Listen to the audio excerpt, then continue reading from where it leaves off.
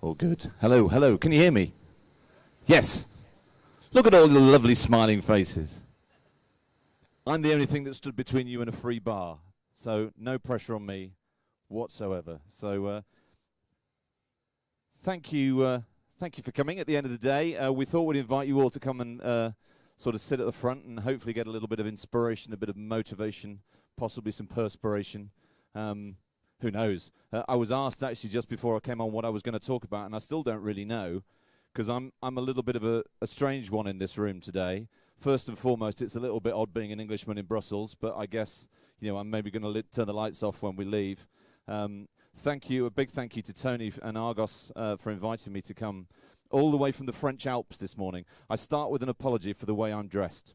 So at 3 o'clock this morning, I started my journey here today from 3,000 meters above the French Alps, where yesterday I was skiing and tomorrow I will be doing the same. And I jumped on a train, and that train took 4 hours to get me to Geneva, and then a plane that got me to Brussels, and then an Uber that got me here, and here I am. So the world moves in mysterious ways, and in about an hour, I'm going to repeat that journey backwards and get home and hope nobody missed me. So apologies for the fact that I appear to be dressed like some kind of mountaineer. Secondly, I need a favour from you, because it's my niece's 18th birthday today, and I made her a promise because I couldn't be there for her birthday, was that I would take a photograph of all of you saying happy birthday to her and send it to her as if she was winning some kind of popularity contest. So is that okay if I indulge her to do that? So what I'm going to ask you to do is when I say 1, 2, 3, you all stand up and say, Martha! Okay? Yep. Right. Let's try it. Video. Yeah.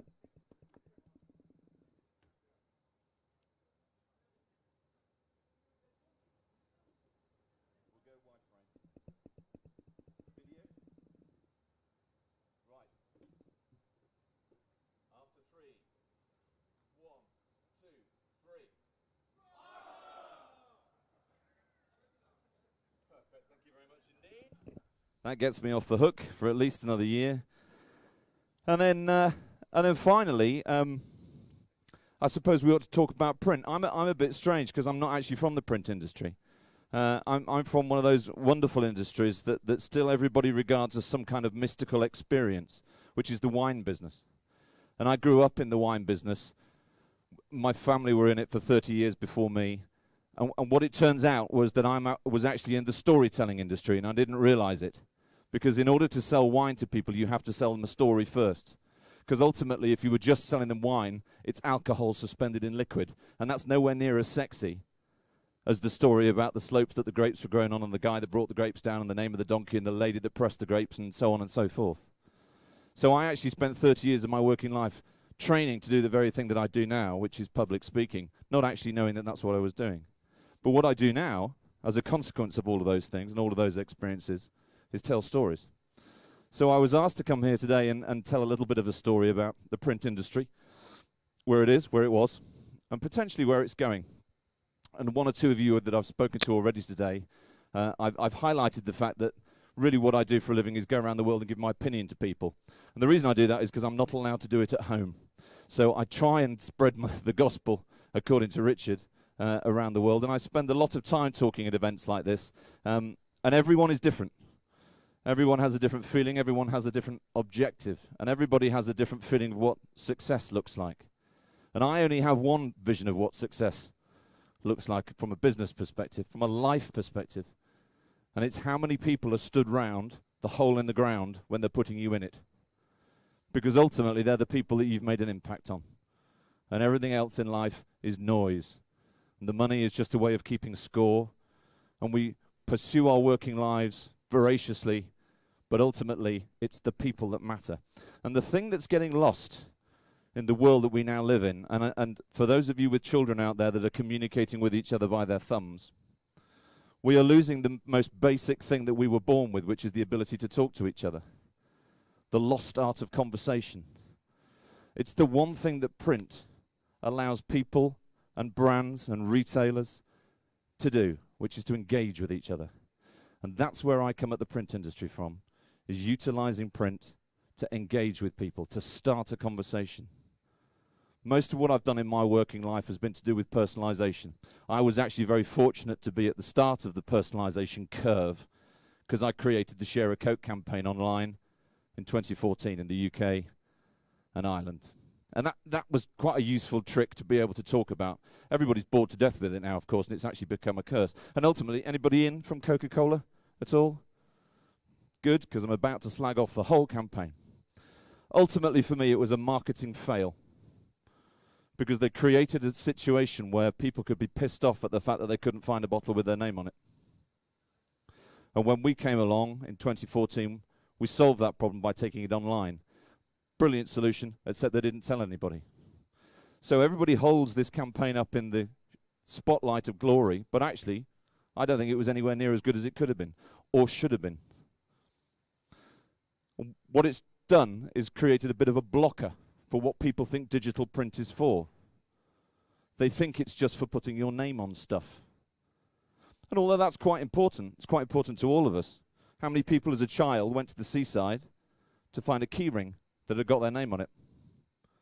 That notion that somebody knows who you are is hugely important, and that's at the root of what personalisation actually means. But it's got very little to do with your name and everything to do with the fact that I know that you've spent some time and thought and effort on finding me something.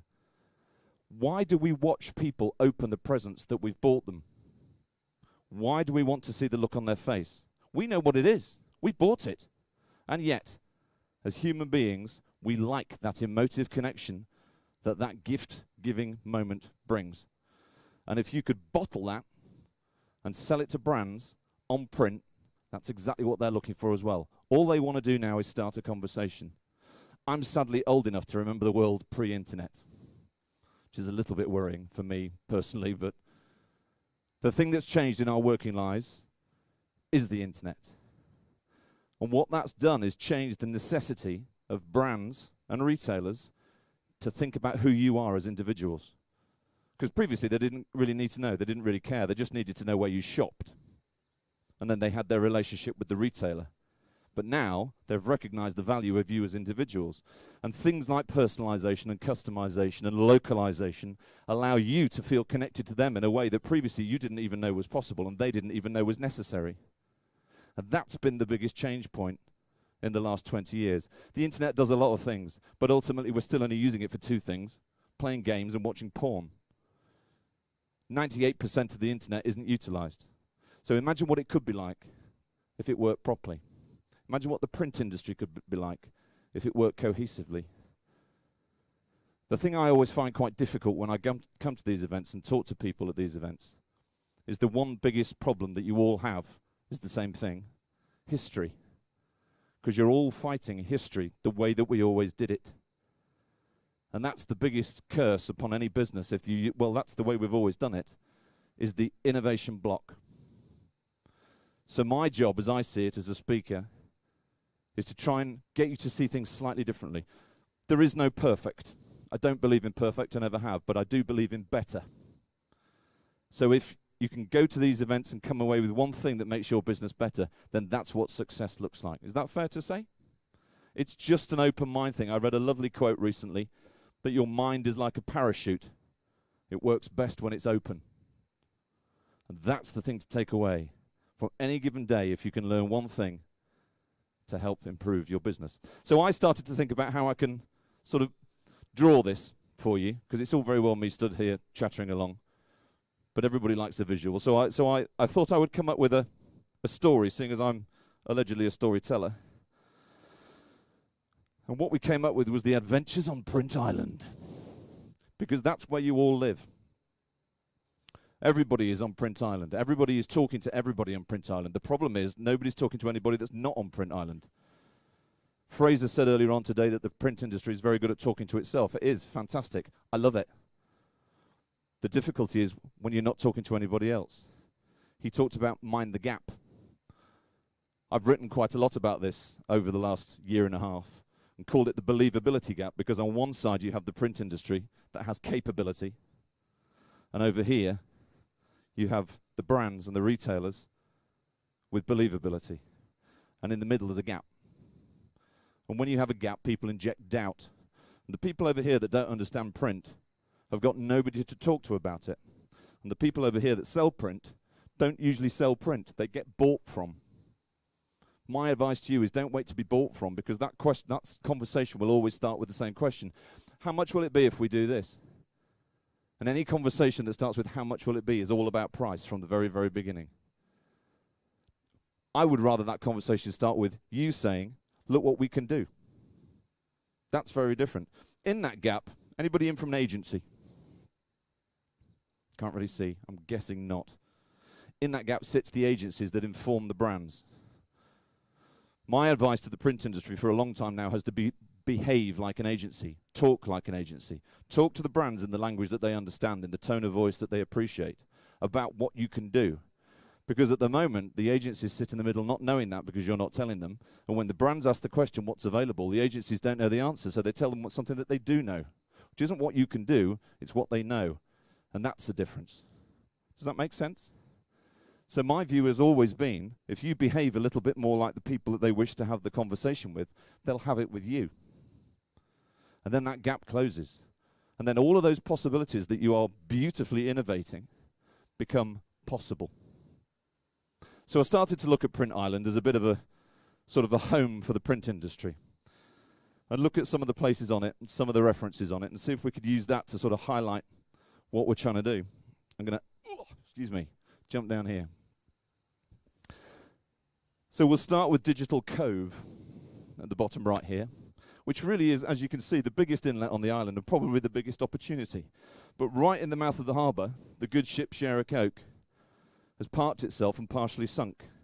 Nothing's getting in and nothing's getting out because everybody believes that digital print is all about putting your name on something. And yet, rather interestingly, your name is the least personal bit about you.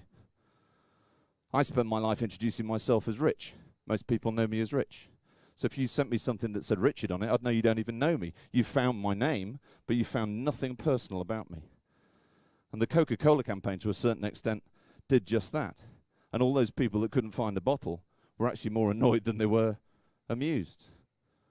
When we did the online campaign in 2014, there were 550,000 names in the database.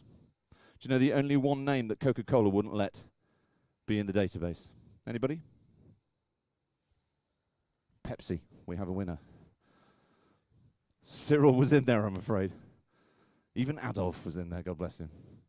But they were more bothered about the name Pepsi than anything else. And that was the information behind their marketing strategy. It wasn't to please you, it was to not be pissed off by their competitors. The other thing they bothered about quite a lot was we had 16 meetings about the colour red, just to make sure that we got the labels right. So ultimately, this global successful campaign has parked itself in the entrance to Digital Cove and kind of stopped everything. So despite the fact that you're capable of doing so much more, the world believes that that's what it's for. So my challenge to you is to sail past that, take a little dinghy, go out for a ride out here, get past the good ship Share a Coke and tell people what you're capable of. Don't just tell yourselves, because you're very good at that. But tell the world. And that's where this link now to the creative industry needs to come from, because what we need to do is to encourage them to let the tail wag the dog rather than the other way around. I said to Matthew earlier on, if we could challenge students to break the print industry with innovation, let's see what it would look like. What's the worst that could happen?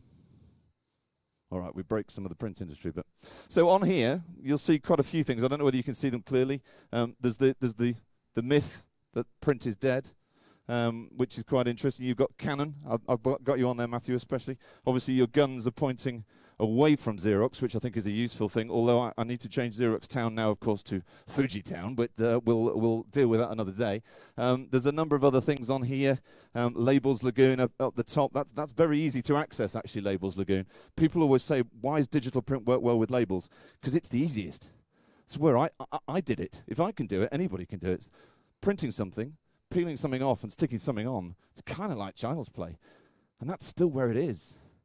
Fraser's point about 3% of the print industry is only digital. 90% of that 3% is labels, because it's easy. Carton converters are scratching their heads. Flexo are scratching their heads. I'm speaking next week to a bunch of corrugated converters about how we can turn boxes into products. We can. How many of you have children that when you bought the big present at Christmas, they put the present at one side and played with the box? It already exists as a product. It's just not seen as a product. I've actually seen a wonderful box that when you open it up and cut it around and paste it up, becomes a fort. bit like Fort Cannon. There's a marketing idea for you, Matthew. You can have that one for free. So your guns at the moment are pointing over Flexo Woods into the creative agency mountains, because we see them as the enemy. Why? They should be our friend. Ultimately, that's who we should be talking to, because they're the people that are informing the brands beyond them and the retailers beyond them of the products that are available that we wish to buy. Then that riddle about is print dead ends. Of course not. How can it be? So you see the point, that the industry as a whole is all living on this island. And it's great. It's lovely weather. It's nice beaches. But does that mean you have to relax? Or does that mean some of you maybe build a raft, go and sail over to the neighbouring island and see what it looks like? I know this is your goal, and I know this is what you're striving to do, and I'm in no way belittling your attempt to do that. But when you see yourselves as an industry, and you're no different as an industry to the motor industry, to any manufacturing industry that sees itself internally, makes it harder to see itself externally as a consequence. Even though individually you are all wonderfully bright, attractive human beings, as an industry it becomes quite closeted. And that's why I thought an island was actually the best metaphor to use to describe it. What else have we got on here? Brand Mountain. Probably the hardest one to climb. Because I guess it started quite high. Digital print started, the bar was high. Coca-Cola, Unilever, Nutella, Ferrero. You know, some major multi-global brands there. And that's kind of become a bit of a sticking point, because everybody wants to know how to access them. And actually, they're the least interesting of the lot.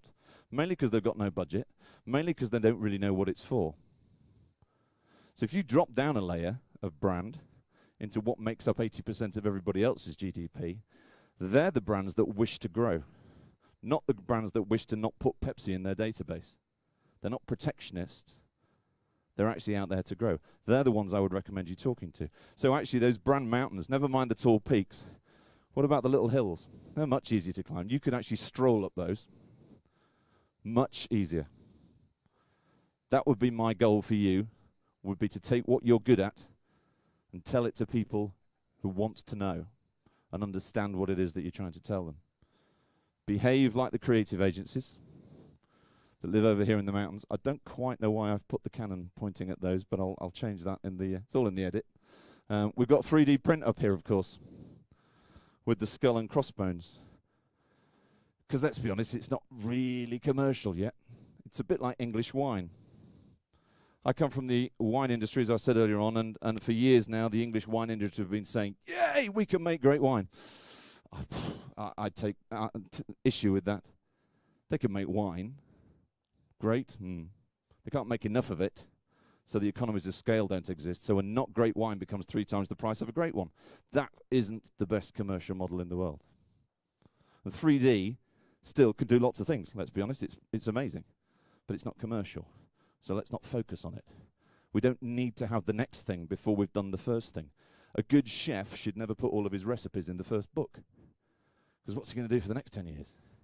So we don't need to innovate beyond what's necessary. We have a general public that are still happy to receive a jar of Nutella with their name on it. That still gets them going. We don't have to give them the Death Star.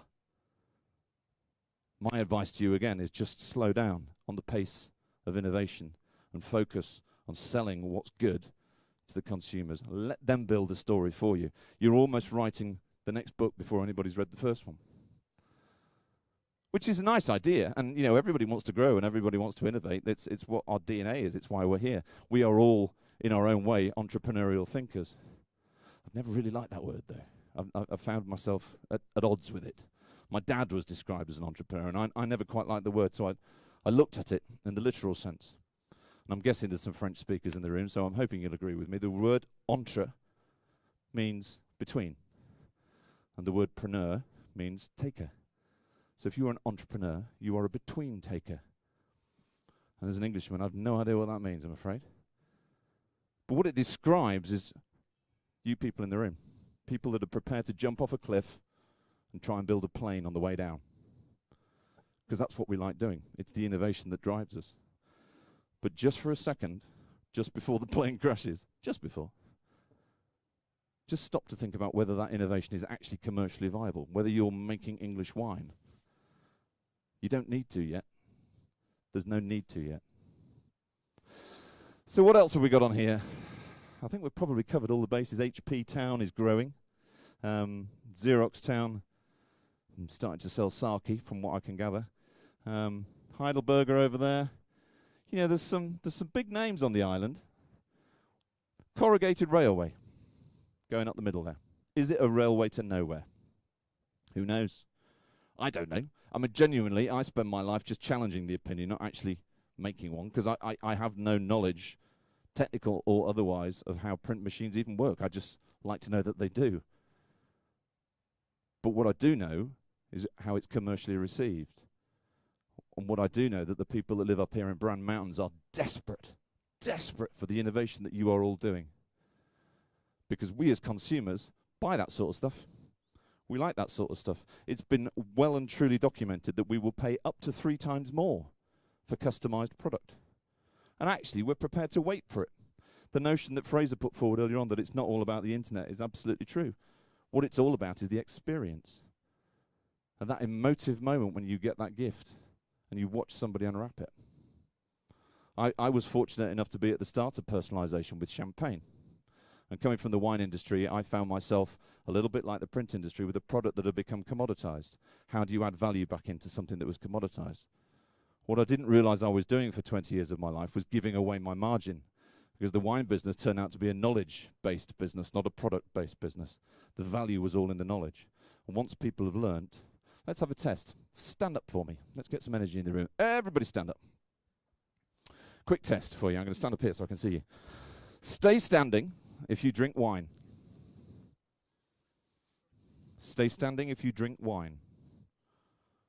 Okay? Stay standing if you consider yourself to be an expert in wine.